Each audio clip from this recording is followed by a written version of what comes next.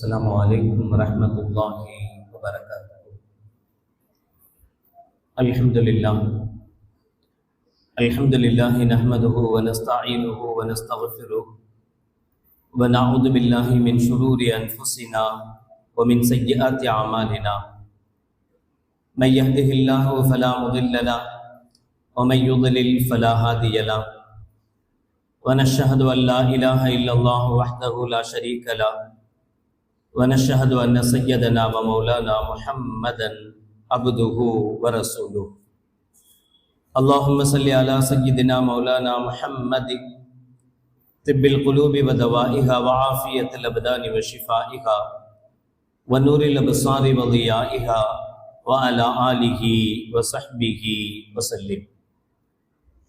أما بعد، فقد قال الله تعالى في القرآن العظيم والفرقان المجيد: أعوذ بالله من الشيطان الرجيم، بسم الله الرحمن الرحيم. يا أيها الذين آمنوا كتب عليكم الصيام كما كتب على الذين من قبلكم لعلكم تتقون.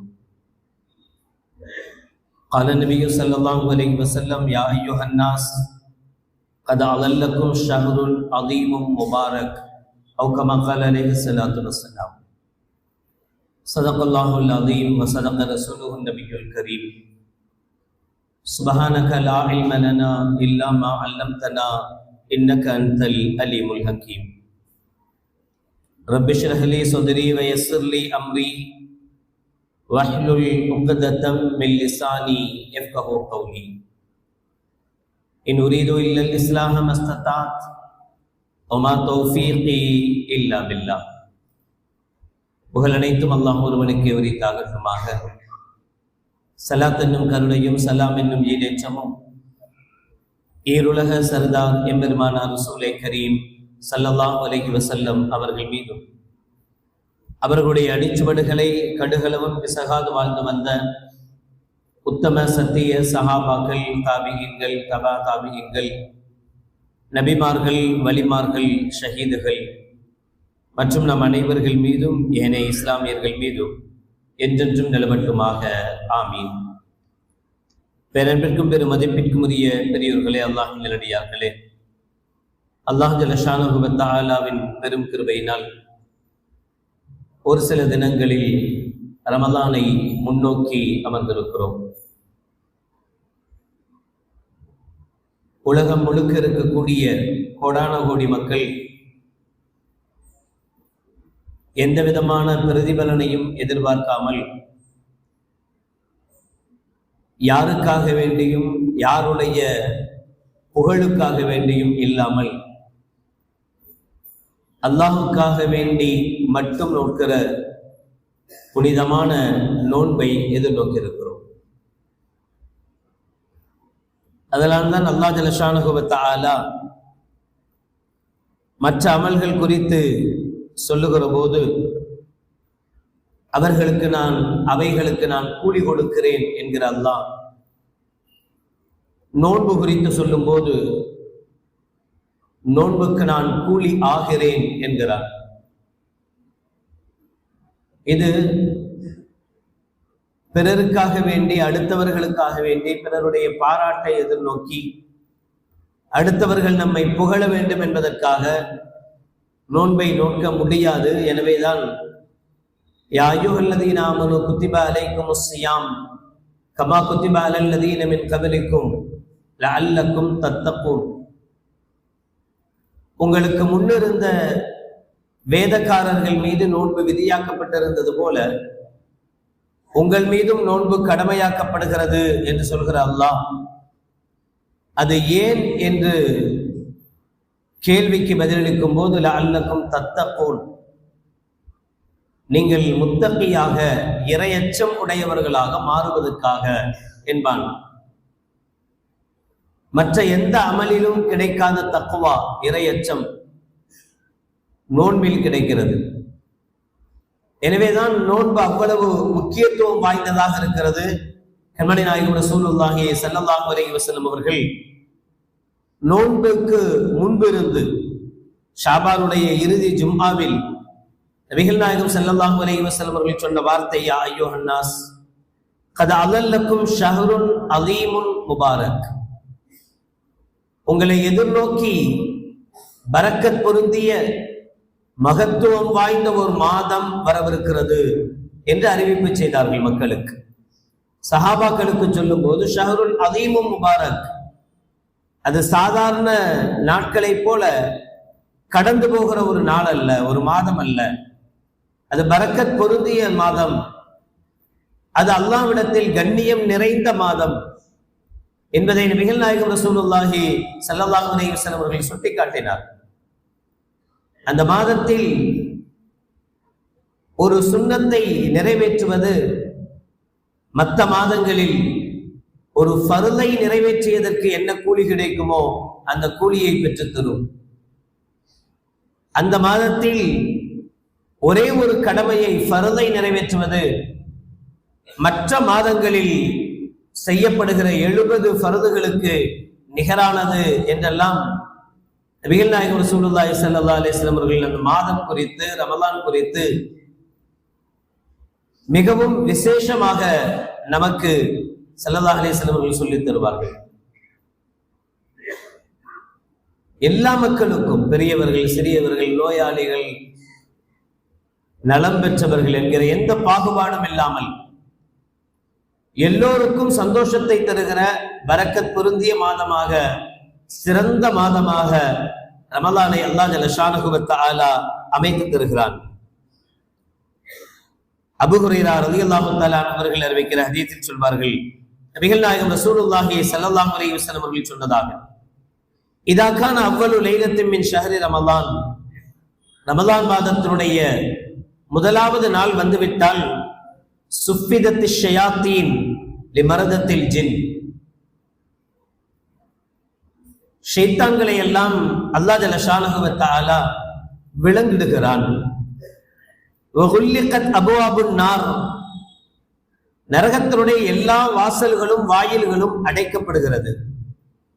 ஃபலம் யுஃப்தஹ் மின்ஹா பாபுன், நரக வாசல்களில் ஒரு வாசல் கூட ரமலானுடைய மாதத்தில் திறக்கப்படாது. ஒஃபுதிஹத் அபுவாபுல் ஜன்னா, சொர்க்கத்தினுடைய எல்லா வாசல்களும் திறக்கப்படும். ஃபலம் யுக்லக் மின்ஹா பாபுன், அதிலிருந்து ஒரு வாசல் கூட மூடப்படாது.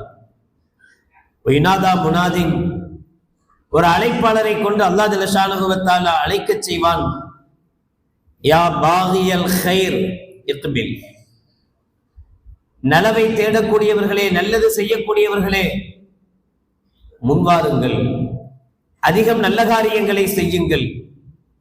வயா பாகிய ஷர் இக்ஸிர், கெடுதி செய்யக்கூடியவர்களே, கெட்டது செய்யக்கூடியவர்களே, இந்த காலங்களில், இந்த மாதங்களில் உங்களுடைய கெட்டவைகளுக்கு திரையிடுங்கள். வலில்லாஹி உத்தகாஉம் மினன் நார், இந்த மாதத்தில் அல்லாஹ் ஜல்ல ஷானஹு வ தஆலா நரகத்திலிருந்து பலருக்கும் விடுதலை அளிக்கிறான்.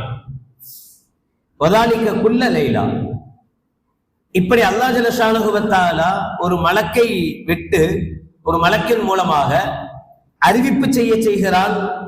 இது ரமலானுடைய ஒவ்வொரு நாளும் நடைபெறுகிற நிகழ்வு என்று கண்மணி நாயகம் ரசூலுல்லாஹி ஸல்லல்லாஹு அலைஹி வஸல்லம் அவர்கள் சொல்லி காட்டுகிறார். அப்படியானால் ரமலானுடைய மாதம் முழுக்க முழுக்க நன்மைகளுக்கு சொந்தமானது, நல்லவைகள் மட்டுமே செய்யப்படக்கூடிய மாதம், முழுக்க முழுக்க தீயவைகளுக்கு திரையிடுகிற மாதம். தீயவைகள் அந்த மாதத்தில் செய்யப்படக்கூடாது என்பதை கண்மணி நாயகம் ரசூலுல்லாஹி ஸல்லல்லாஹு அலைஹி வஸல்லம் அவர்கள் இந்த ஹதீஸின் மூலமாக சொல்வார்கள். நல்லாருக்கு பெய்யும் மழையே எல்லோருக்கும் சொல்வதை போல, எப்படி இருந்தாலும் அந்த மாசத்துல எல்லாரும் நல்லது செய்வாங்க, நாம ஒருத்தர் தப்பு செய்யறதுனால என்ன கெட்டு போயிட போகுது, எல்லாத்துக்கும் செய்யறது நன்மைக்கு அல்லாஹ் நல்லது கொடுக்கும் போது நம்மளை மட்டும் என்ன விட்டுறவ போறான், நம்மளுக்கு நிச்சயமா சேர்ந்து கிடைச்சிடும் என்று யாரும் நினைத்து விடக்கூடாது என்பதற்காக ஸல்லல்லாஹு அலைஹி வஸல்லம் அவர்கள் சொல்கிறார்கள். அபூ தர் ரலியல்லாஹு தஆலா அவர்கள் அறிவிக்கிற ஹதீஸில், இதா காம அஹதுக்கும் இலஸ் ஸலா ஃபலா யம்ஸஹில் ஹஸா ஃபஇன்னர் ரஹ்மத துவாஜிஹுஹு, தொழுகைக்காக நீங்கள் நின்றால் தொழுகையில் பராக்கு பார்க்கறதுன்னு சொல்லுவோம். இங்கே எங்கேயும் பார்த்து கொண்டு விளையாடி கொண்டு ஓர்மை இல்லாமல் தொழுகைக்கு நீங்கள் வர வேண்டாம், தொழுகை நீங்கள் நிற்க வேண்டாம். ஏன், என்ன காரணம் என்றால் அது இறைவனுடைய அருள் ரஹ்மத் உங்களை முன்னோக்குகிற நேரம், உங்களுக்கு கிடைக்கிற நேரம். அருள் உங்களுக்கு கிடைக்கிற நேரத்தில் நீங்க சிக்னல் இல்லாத இடத்துல போய் இருக்கக்கூடாது. சிக்னல் இருக்கிற இடத்துல இருந்தாதான் போன் அட்டன் பண்ண முடியும், பேச முடியும், பார்க்க முடியும். ரஹ்மத் குறைவாக கிடைக்கிற இடமாக இருந்தால், சிக்னல் கம்மியா வர்ற இடமா இருந்தா உங்களுடைய பேச்சில் தெளிவு இருக்காது, முழுமையாக நீங்க பேசக்கூடிய கருத்தை பேச முடியாது, அடுத்தவங்களுக்கு போய் சேர்க்க முடியாது. சிக்னல் எங்க சரியாக இருக்குமோ, முழுவதுமாக கிடைக்குமோ அந்த இடத்தை தேர்ந்தெடுத்து அந்த இடத்திலிருந்து பேசும்போதுதான் நமக்கு பேசுகிற பேச்சு முழுமையாக அடுத்தவங்களுக்கு போய் சேருது, அடுத்தவர் பேசுற பேச்சு முழுமையாக நமக்கு வந்து சேர்கிறது. என்ன கருத்து சொல்லணும்னு நினைக்கிறோமோ அது போய் சேரக்கூடிய வாய்ப்பெல்லாம் முதல்ல சிக்னல் கரெக்டா இருக்கணும். நபிகள் நாயகம் ஸல்லல்லாஹு அலைஹி வஸல்லம் அவர்கள் சொல்கிறார்கள், இந்த ரமலான் ரஹ்மத் உங்களை முன்னோக்குகிற மாதம். ரமலான் என்னவோ சிறப்புக்குரியதுதான், ரமலானுடைய மாசமும் சிறப்புக்குரியதுதான். ஆனால் அந்த மாதம் சிறப்புக்குரியதுங்கிறதுனால அந்த மாதத்தை அடைந்த, அந்த மாதம் கிடைத்த எல்லோரும் சிறப்புக்குரியவர்களாக மாற முடியாது. அந்த மாதத்தை யார் சரியாக பயன்படுத்துகிறார்களோ, அந்த மாதத்தில் யார் சரியாக செயல்படுகிறார்களோ அவர்கள் நிச்சயமாக அந்த மாதத்தினுடைய அருளை, ரஹ்மத்தை, பரக்கத்தை பெற்றவர்களாக, நன்மைகளை பெற்றவர்களாக மாறுவார்கள். நவுது பில்லாஹ், அல்லாஹ் பாதுகாக்க வேண்டும். அந்த மாதத்திலும் கூட யார் நலவின் பக்கம் முன்னோக்காமல் தன்னுடைய பல காலத்து சேஷ்டைகளிலேயே, சேட்டைகளிலேயே, தன்னுடைய பழைய மோசமான செயல்பாடுகளிலேயே நீடித்திருப்பார்களேயானால் நிச்சயமாக இந்த ரமலான் அவர்களுக்கு எந்த பிரயோஜனத்தையும் தராது என்பதுதான் நபிகள் நாயகம் ரசூலுல்லாஹி ஸல்லல்லாஹு அலைஹி வஸல்லம் ஹதீஸினுடைய நோக்கம். ரமலான் வருகிறது என்பது பெரிதல்ல, அந்த ரமலானை நாம் எப்படி பயன்படுத்த போகிறோம் என்பதுதான் முக்கியம். நாம எப்படி ஒவ்வொருவரை குறித்தும் ரமலான் மாறுபடும். எனக்கும் உங்களுக்கும் ஒரே மாதிரியான ரமலான் கிடைக்க போறதில்லை. உங்களுக்கு கிடைக்கிற அதே அருள், அதே ரஹ்மத்து, அதே அல்லாஹ்வுடைய அன்பு எனக்கும் கிடைக்குமா? சொல்ல முடியாது. நான் ரமலானை எப்படி பயன்படுத்துகிறேனோ அப்படி ரமலான் எனக்கு பிரயோஜனத்தை தரும். நீங்கள் எப்படி ரமலானை பயன்படுத்துகிறீர்களோ அப்படி உங்களுக்கு ரமலான் பிரயோஜனத்தை தரும். அதனால்தான் நபிகள் நாயகம் ரசூலுல்லாஹி ஸல்லல்லாஹு அலைஹி வஸல்லம் அவர்கள் மற்ற மாதங்களுக்கு கொடுக்காத விஷயத்தை ரமலானில் அக்கறை எடுத்து, ரமலானில் சஹாபாக்களுக்கு அதிக உபதேசங்கள் செய்து, அவர்களை ரமலானுக்குரியவர்களாக, ரமலானுக்கு தயாரிப்புக்குரியவர்களாக சஹாபாக்களை நபிகள் நாயகம் ரசூலுல்லாஹி ஸல்லல்லாஹு அலைஹி வஸல்லம் அவர்கள் மாற்றினார்கள். அமல்களால் அதிகம் ஏற்பட வேண்டும். எப்போ தொழுகையோட ரமலான் இருக்கக்கூடாது. அதிகப்படியான அமல்கள் இருக்க வேண்டும், அதிகப்படியான சதக்காக்கள் இருக்க வேண்டும், அதிகப்படியான சந்தோஷங்கள் இருக்க வேண்டும்.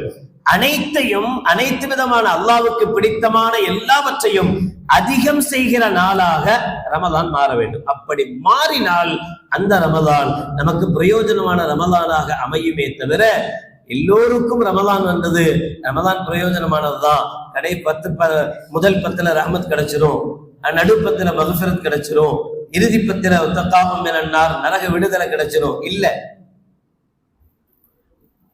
ஸல்லல்லாஹு அலைஹி வஸல்லம் அவர்கள் சொல்வார்கள், பொதுவாகவே சிலருக்கு நல்ல காலங்களிலேயும் அருள் கிடைக்காத சிலர்.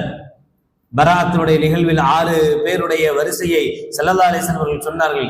நம்ம ஜும்மால பார்த்தோம். இந்த 6 வகை கூட்டத்தாருக்கு நல்லது கிடைக்கும் நாளில் கூட நல்லது கிடைக்கிறது இல்லைன்றாங்க ஸல்லல்லாஹு அலைஹி வஸல்லம். அப்ப இந்த ரமலானை பயன்மிக்கதாக நாம் மாற்ற வேண்டுமானால், பிரயோஜனம் உள்ளதாக நாம் மாற்ற வேண்டுமானால் ரமலானை வகைப்படுத்தணும், ரமலானுடைய நாளை வகைப்படுத்தணும். அந்த நாளில் என்னென்ன செய்யணும் என்பதை பற்றி உண்டான நிகழ்வுகள் நம்மிடத்தில் இருக்கணும். அதை பிரயோஜனமாக கழிக்கணும். ரமலானுடைய முதல் கடமை பிறை பார்த்தல். முதல் குழப்பமும் பிறை பார்த்தல் தான். பிரச்சனை அங்கே இருந்தா ஆரம்பிக்கும். முதல்ல ரமதான் எப்ப ஆரம்பமாகும், என்னைக்கு ஆரம்பமாகும், ரமதான் எப்ப வரும், ரமதானு புற பார்க்கணும். இப்போதைக்கு புதன்கிழமை பார்க்கணும். புதன்கிழமை மகரிப்ல பிறை பார்க்கப்படணும்.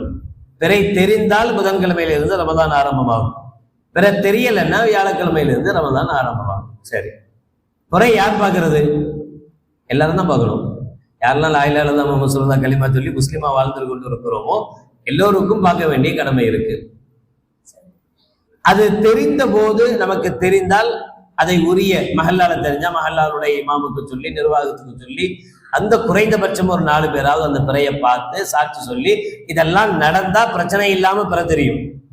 இல்லைன்னா சம்பந்தம் இல்லாமல் எங்கிருந்தோ செய்தி வந்தது, யாரோ சொன்னார்கள் என்கிற அந்த வளமையாக எல்லா வருடமும் நடக்கிற பிரச்சனையை போல பிரச்சனைக்கு நாம் உட்பட்டவர்களாக ஆகக்கூடாது. தெளிவா நபிகள் நாயகம் ஸல்லல்லாஹு அலைஹி வஸல்லம் ஹதீஸ் நமக்கு தெளிவாகவே இருக்கிறது. ஒரு ரமலானுடைய பிறையை என்றல்ல, எந்த மாதத்தினுடைய பிறையை நீங்கள் பார்த்தால் நோன்பிருங்கள். ரமலானுடைய பிறையை பார்த்தால் நோன்பிருங்கள், பார்த்தால் நோன்பை விடுங்கள். ஃபைன் உம்ம அலைக்கும், உங்கள் மீது ரமலானுடைய பிறை மறைக்கப்பட்டால் அப்படின்னா உங்களுக்கு தெரியல ஆனா இருக்கு. அர்த்தம் என்ன? ரமலான் பிறை பிறந்துடுச்சு, ஆனால் பிறந்த பிறை உங்களுக்கு தெரியல. ஃபைன் உம்ம அலைக்கும், உங்களுக்கு மறைக்கப்பட்டால் நீங்கள் ரமலானை 30 பூர்த்தி செய்யுங்கள் என்பார்கள் ஸல்லல்லாஹு அலைஹி வஸல்லம். இப்ப இதையெல்லாம் முன்கோ கால்கும் எல்லாம் வச்சுதான் நம்முடைய உலமாக்களும் நம்மை சார்ந்தவர்களும் நமக்கு சரியான வழிகாட்டல்கள் செய்யறாங்க. அதனால முதல்ல பிறை குழப்பத்திலிருந்து வெளியில வரணும். நாமளே பிறையை பார்த்துட்டா அல்ஹம்துலில்லாஹ் பிரச்சனையே இல்லை. இல்லையானால் நம்முடைய மஹல்லாவை சார்ந்த இமாம், நம்முடைய மஹல்லாவை சார்ந்தவர்கள் என்ன அறிவிப்பு செய்யப்படுகிறதோ அவர்களுக்கு தோதுவாக அவர்களோடு இசைந்து செய்யணுமே தவிர இருக்கக்கூடிய லட்சக்கணக்கான பேருக்கு தெரியாத பிறை ஒரே ஒரு நபருக்கு மட்டும் தெரிந்ததென்றால் அதை ஆதாரமாக வைத்து எல்லோரும் நோன்பு வைக்கணும்ன்ற அவசியமும் இல்லை, எல்லாரும் பெருநாள் கொண்டாடுற அவசியமும் இல்லை என்பதை புரியணும். குழப்பத்துக்குன்னே சில பேர் எப்பவுமே இருப்பாங்க. அவங்களுக்கு வேலையே அதுதான், வேற எந்த வேலையும் கிடையாது. பாவம், அவங்களுக்கு அது இருந்தாதான் வாழ முடியும், அது இருந்தாதான் அவனால அவனுடைய ஜீவிதத்தை கழிக்க முடியும். அதனால சில குழப்பவாதிகள் தொடர்ந்து இருந்துட்டே இருப்பாங்க. அதுக்கெல்லாம் நம்ம செவிசாக்காம நாம நம்முடைய வழியை சரியா பின்பற்ற ஆரம்பிக்கணும். பிற தெரிஞ்சிச்சுன்னா அடுத்த வேலையாக, முதல் வேலையாக தராவிக நமக்கு முன்னாடி இருக்கும். 2வது குழப்பம் ஆரம்பிக்கும். எத்தனை ரக்காத் தொழுகிறது, தொழுகணும்ன்றதை முதல்ல முடிவு பண்ணணும். தராவிக தொழுகணும். வாழ்க்கையில ஒரு தடவையாவது குர்ஆன முழுசா ஓதி முடிச்சவங்க நம்மள எத்தனை பேர் இருக்கும்? அந்த குர்ஆனையும் முறைப்படி ஓதி முடிச்சவங்க எத்தனை பேர் இருக்கும்? குர்ஆனை ஏனோ தானோன்னு ஓதக்கூடாது இல்லையா? எப்படி ஓதணுமோ அப்படித்தானே ஓதணும். தஜ்வீதின் முறைப்படி தானே ஓதணும். எப்படி இறக்கப்பட்டதோ அப்படித்தானே ஓதணும். இல்லைன்னா அர்த்தங்கள் மாறும், அதெல்லாம் நமக்கு தெரியும். தப்பா ஓதக்கூடிய ஸல்லல்லாஹு சொல்லுவாங்கல்ல, சிலர் குர்ஆனை ஓதுவார்கள், குர்ஆன் அவர்களை சபித்துக் கொண்டிருக்கும் சொல்லுவாங்க. தப்பா ஓதுனதுனால குர்ஆன் அவர்களை சபிக்கும். எவ்வளவு பேர் குர்ஆனை முறைப்படி ஓதி இருக்கும்? சரி, மத்த நாள் ஓதுறது, மத்த நேரம் ஓதுவதை தவிர்த்து எத்தனை பேரால குர்ஆனை தொழுகையில் முழுமையாக ஓத முடிந்திருக்கிறது? முடியும். அதையும் தாண்டி அல்லாஹ் ஒரு நல்ல வாய்ப்பு தர்றான். ஒட்டுமொத்த குர்ஆனையும் முழுவதுமாக கேட்கக்கூடிய வாய்ப்பு, தொழுகையில் கேட்கக்கூடிய வாய்ப்பை தர்றான். வருஷத்துல ஒரு தடவை அமையுது. அந்த ஒரு தடவை நாம எத்தனையோ ரமலான்களை அடைஞ்சிருக்கோம், எத்தனையோ தராவிகள் தொழுதுருக்கிறோம். தராவிகி முழுமையாக தொழுகிறவர்கள் கூட குர்ஆனை முழுசா கேட்கிறாங்களான்னா சந்தேகம்தான். 20க்கு மேல ஏதாவது ஜுரம் வந்துடுது, 2 நாள் போகல, 2வது நாள் வேற எங்கேயாவது போயிட்டோம், ஏதாவது ஒன்று ஆச்சு, லேட்டா வந்துட்டோம், ஏதோ ஒன்றின் காரணமாக அந்த குர்ஆனை முழுசா கேட்கிற வாய்ப்பு என்னைக்காச்சும் கிடைக்குதா? அப்படி இல்லைன்னா மௌத்தா போறதுக்கு முன்னாடி, என்னைக்கு போகணும்னு தெரியல, மௌத்தா போறதுக்கு முன்னாடி ஒரு தடவையாவது தொழுகையில குர்ஆனை முழுசா ஓதி கேட்கிற வாய்ப்புள்ளவனாவது மாற வேணாமா? அந்த ஆசை கூட நமக்கு இல்லையா? அப்படியே அந்த ஆசையாவது வர வேணாமா? அப்ப அப்படி ஒரு வாய்ப்பு நமக்கு கிடைக்கிறது. அல்ஹம்துலில்லாஹ், குர்ஆனை முழுசா ஓதி கேட்கக்கூடிய வாய்ப்பு கிடைக்குதுன்னா அதை நாம பயன்படுத்தணும். 2வது. 3வது, தராவியை முடிச்சுட்டு காலையில சஹர் செய்வோம், நோன்பு வைப்போம். சஹர் எப்ப வைக்கிறது? என்ன டைமுக்கு முடியுது? 4:50 அப்படின்னா 4:50க்கு முடிக்கணும். இன்னொருத்தர் சொல்லுவாரு, இல்ல பாங்க் சொல்ற வரைக்கும் சாப்பிடலாம். பாங்க் 5 மணிக்கு சொன்னா 5 மணி வரைக்கும் சாப்பிடு, 5:10 வரைக்கும் சொன்னா 5:10 வரைக்கும் சாப்பிடு. சில பேர் சொல்லுவாங்க, பாங்க் சொல்லிட்டா கூட பரவாயில்ல, வாயில இருந்து அதை மட்டும் முழுங்கிக்கலாம், தப்பில்லை, எக்ஸ்ட்ரா தான் சாப்பிடக்கூடாதுன்னு. இன்னொருத்தவங்க சொல்லுவாங்க, இல்ல அப்படிலாம் கிடையாது, பாகு சொன்னாலும் பரவாயில்ல, தண்ணி மட்டும் குடிச்சிட்டு நோன்பு வச்சுக்கலாம், நேத்து வச்சுக்கலாம் அப்படிம்பாங்க. இது எதுவுமே கேட்கக்கூடாது. நாம சரியா நோன்பு வைக்கணும்னு ஆசைப்படுதுன்னு வைக்கிறோம். யாருக்காக வேண்டி நோன்பு வைக்கிறோம்? லில்லாஹி. வேற எதுக்காக வேண்டி? யாராவது காசு தர போறாங்க, நம்ம காசு நம்ம நோன்பு வச்சா பணம் தர போறாங்களா? வேற ஏதாவது நோக்கங்கள் நமக்கு இருக்கு? எதுவுமே இல்லை. அல்லாஹ்வுக்காக நோன்பு வைக்கணும். அந்த நோன்பு கரெக்டா இருக்கணுமா இல்லையா? 4:50 டைம் முடியுது, ஓகே. 4:40 ஒருத்தர் சாப்பிட்டு முடிச்சுட்டார், நியத்து வச்சுட்டார், நோம்புடைய நியத்து வச்சுட்டார். நோம்பு கூடுமா? கூடும். முன்னாடி தானே முடிச்சிருக்காரு, தப்பில்லை. ஒருத்தர் 4:51 நியத்து வைக்கிறார், 50 தாண்டி சாப்பிட்டுக்கிட்டே இருக்கிறார்.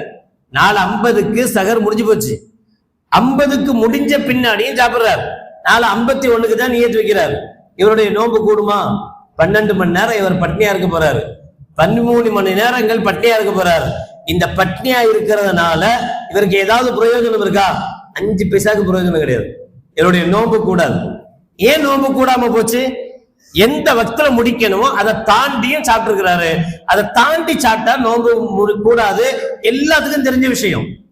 இப்ப ஒரு நல்ல அறிவாளி என்ன செய்வான்? 10 நிமிஷத்துக்கு முன்னாடி சாப்பிட்டு முடிப்பானா, இல்ல 10 செகண்ட் போனாலும் பரவாயில்லன்னு பின்னாடி சாப்பிடுவானா? அவ்வளவுதான். நீங்க அறிவாளியா இருக்கணும்னு ஆசைப்படுறீங்களா, இல்ல முட்டாப்பைய கூட சேர்ந்துட்டு தான் இருப்பேன்னு ஆசைப்படுறீங்களா? நீங்க முடிவு பண்ணிக்கீங்க.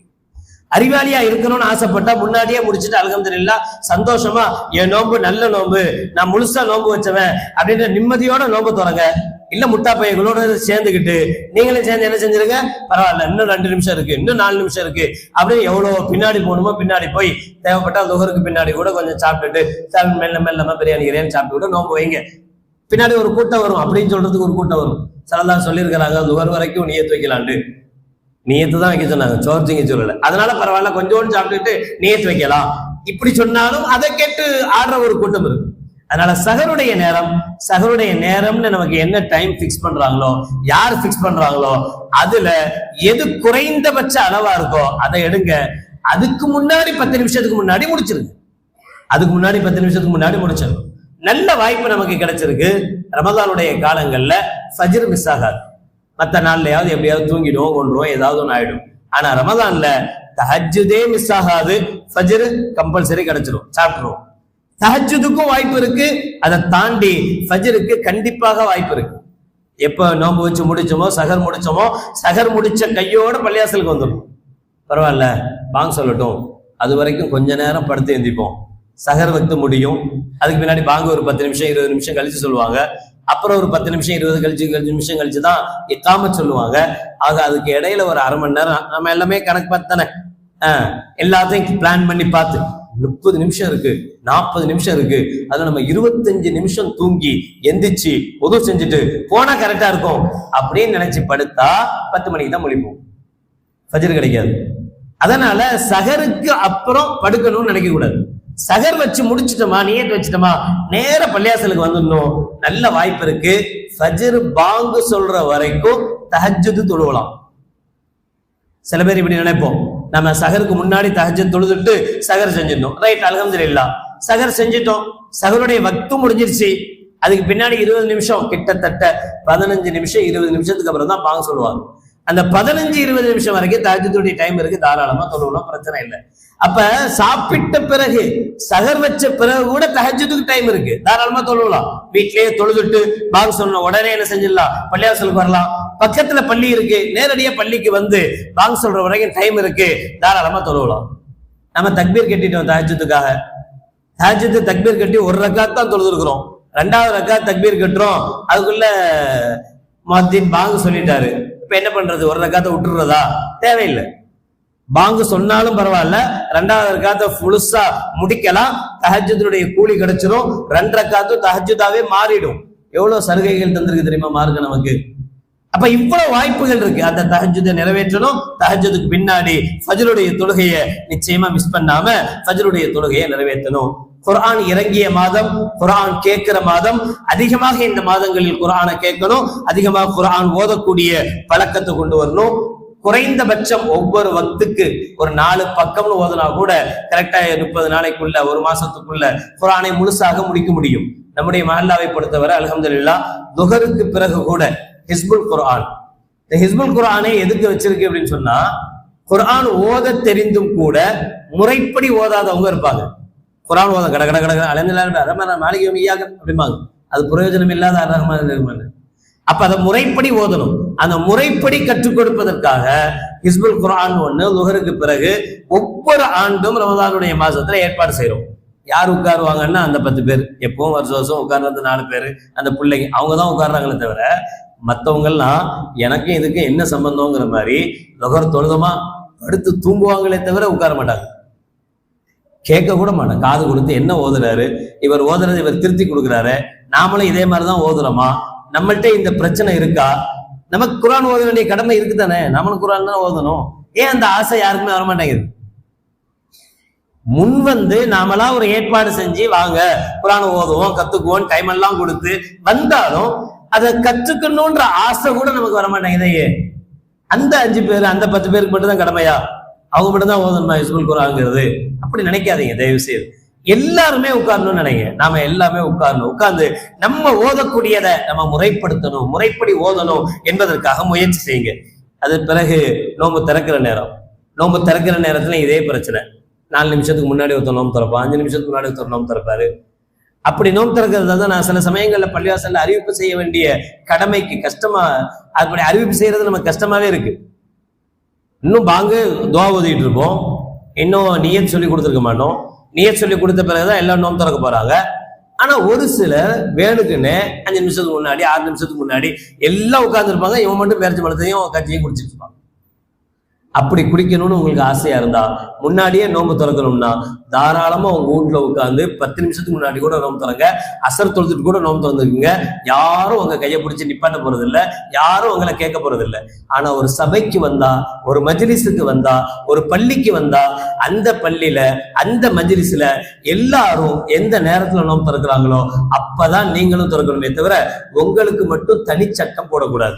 அப்படி தனிச்சட்டம் போடுவது ஃபித்னாவுக்கு வழிவகுக்கும், குழப்பத்துக்கு வழிவகுக்கும். குழப்பம் கொலையை விட கொடியது என்று குர்ஆன் சொல்கிறது. அல் ஃபித்னத்து அஷத்து மினல் கத்ல். ஒருத்தனை சாவடிக்கிறதை விட குழப்பம் செய்யறது மோசமானது. அதனால பள்ளிவாசல்கள்ல மஜ்லிஸ்கள்ல குழப்பம் நம்மளால் உருவாகக்கூடாது.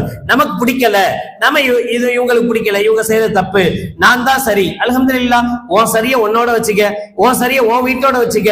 தயவு செய்து பள்ளிகளுக்குள் வந்து பள்ளிவாசலுக்குள் வந்து குழப்பத்தை ஏற்படுத்தக்கூடாது, ஏற்படுத்துற மாதிரி நடந்து கொள்ளக்கூடாது.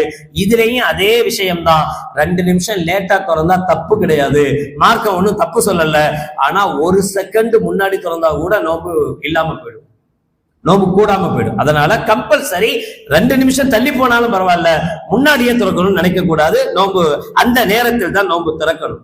அதுபோல அதிகமான சதக்காக்கள் ஜக்காத்துகள், இந்த சதக்கா ஜக்காத்துலையும் நம்ம கவனிக்க வேண்டியது நல்லா பாதுகாக்கணும். எந்த அளவுக்கு கொடுப்பவர்கள் அதிகமா இருக்கிறாங்களோ அந்த அளவுக்கு ஏமாத்துறவங்களும் அதிகமா இருக்கிறாங்க.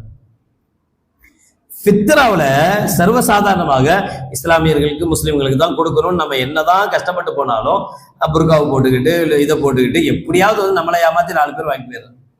அதே மாதிரி லெட்டர் பேட் அடிச்சவங்க எல்லாம் பில் புக்கு வச்சிருக்கிறதெல்லாம் மதரசான்னு நம்பாதீங்க. அவன் தனித்தனியா அவனுக்கு ஒரு பில் புக் வச்சுக்கிறான், அவன் ஒரு மதரசா பேர் வச்சுக்கிறான். அப்படி ஒரு மதரசாவும் இல்லை, அப்படி ஒரு இடமும் இல்லை, அப்படி எதுவுமே இல்லை. ஆனா எங்கேயோ போய் வசூல் பண்ணிட்டு போறான். நாம கஷ்டப்பட்டு சம்பாதிச்சு, நாம கஷ்டப்பட்டு உழைச்சு அது சரியான இடத்துக்கு முறையான இடத்துக்கு போனாதானே நமக்கு சந்தோஷம். அது முறை தவறிய உங்களுடைய கைகளுக்கு எல்லாம் போய் அவங்களுடைய கைகள், நம்ம கஷ்டப்பட்டு சம்பாதிக்கிற பணங்கள் முறை தவறிய ஒருத்தனை சந்தோஷப்படுத்துறதுக்கு அவனுடைய வளர்ச்சிக்கு காரணமாயிடக்கூடாது.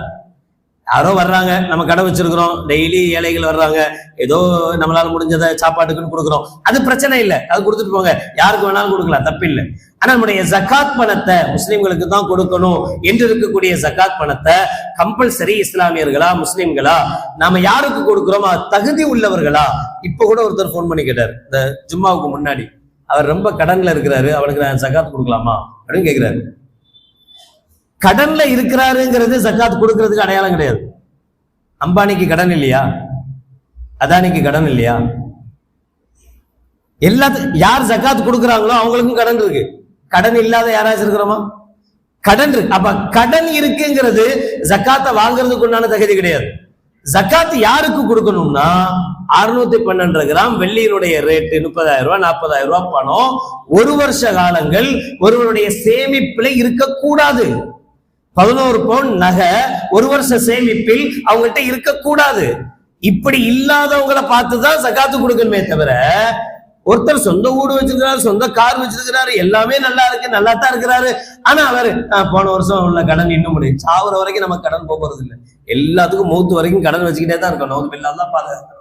நம்மகிட்ட இருக்கிற கெட்ட பழக்கமே என்ன அப்படின்னு சொன்னா, என்கிட்ட 10,000 ரூபாய் இருக்கு, நான் ஒருத்தர் 100 ரூபாய் கடன் கொடுக்கணும் அப்படின்னா எனக்கு மனசு வர மாட்டேங்குது. 10,000 ரூபாய் என்கிட்ட இருக்கு, 100 ரூபாய் கொடுத்துறேன், அல்ஹம்துலில்லாஹ், மீதியில நான் சந்தோஷமா இருக்கணும்னு நினைப்பே வர்றதில்லை.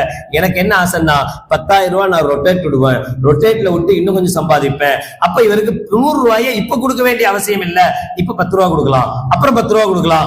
10 மாசம் 10 ரூபாயா கொடுத்தா மீதி இருக்கிற 90 ரூபாயில என்னால இன்னும் சம்பாதிக்க முடியும். இதுதான் எல்லாருடைய ஐடியாவும் இருக்கு. அதனாலதான் எல்லோருக்கும் கடன் மேல கடன் இருந்துகிட்டே இருக்கு. எவ்வளவு பெரிய பணக்காரனா இருந்தாலும் கடன் வச்சுக்கிட்டே பணக்காரனா இருக்கிறான். ஆனா இஸ்லாம் கடன் இல்லாத, பணக்காரனா இல்லாத கடன் இருக்கணும், அவனுக்கு தான் கொடுக்கலாமே தவிர, யார்கிட்ட பணத்தை வச்சுக்கிட்டே ஜக்காத்துக்கே தகுதி இல்லாதவங்களுக்குலாம் நம்முடைய ஜக்காத்தை கொண்டு போய் கொடுத்து நம்முடைய ஜக்காத்தும் கூடாம போய் நாளைக்கு அல்லாஹ்ட்ட பதில் சொல்ல முடியாம போய் கைகட்டி நிக்க கூடாது. அதனால தான தர்மங்கள் செய்யுங்க, ஜக்காத்தை கொடுங்க, சதக்காக்கள் கொடுங்க. நம் கண்ணுக்கு முன்னால் இருக்கிற நமக்கு தெரிந்த ஏழைகளை தேர்ந்தெடுங்க, நம்மோடு பழகுகிற, நம்மோடு எடுக்கிற ஜக்காத்துக்கு தகுதியானவர்களை தேர்ந்தெடுங்க. அவர்களுக்கு நம்முடைய பணங்களை, ஜக்காத்துகளை கொடுத்து நாம அதிலிருந்து நன்மைகளை பெற முயற்சிக்கணும். அல்லாஹ் ஜல்ல ஷானஹு வ தஆலா வருகிற ரமலானை புனிதமான ரமலாக, பரக்கத் பொருந்திய ரமலானாக, ஆஃபியத்தை தந்த உடல் ஆரோக்கியத்தோடு ரமலானை முழுமையாக அடைந்து அமல் செய்கிற பாக்கியத்தை அல்லாஹ் நம் அனைவர்களுக்கும் நசீபாக்கி தருவானாக. வாஹிர் தஅவானா அல்ஹம்துலில்லாஹி ரப்பில் ஆலமீன். அஸ்ஸலாமு அலைக்கும் வரஹ்மத்துல்லாஹி வபரகாத்துஹு.